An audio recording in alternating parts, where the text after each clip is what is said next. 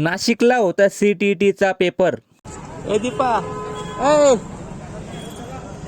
नमस्कार भाऊ आणि बहिणींनो, आज सकाळी 6 वाजताच नाशिकला जाण्यासाठी निघालोय आणि मोटरसायकलवर थंडी इतकी वाजत होती ना भाऊ, डायरेक्ट हिमालयात पोहोचलो असं वाटत होतं भाऊ. वणीमध्ये तर अजून धुकंच पसरलेलं आहे. मग थोड्या वेळाने सूर्यदेवताचं दर्शन झालं आणि रस्ता स्पष्ट दिसायला लागला. मग कसं तरी थंडीला सामोरे जाऊन नाशिकमध्ये पोहोचलो आणि पहिले गरमागरम चहा मागवला. तो पिऊन बऱ्यापैकी थंडी पळाली. मग गरमागरम पोहे ऑर्डर केले. चला मग आता नाश्ता पण झाला. त्यानंतर वेळ न घालवता आम्ही विद्या प्रबोधिनी शिशुबिहार गेट समोर आलो, कारण की इथे रितिशाच्या मम्मीचा CTETचा पेपर आहे. मग तिने हॉल तिकीट वरील रोल नंबर जुळवून ब्लॉक शोधला आणि एक्झाम सेंटर मध्ये प्रवेश घेतला. मग म्हटलं आपण इथे बसून काय करायचं, चला मग कॅडबरी आणि कुरकुरे घेऊन मोठ्या ताईच्या घरी आलो. इथे चिल्लर मंडळीची मोबाईलवर ऑनलाईन मीटिंग सुरू होती.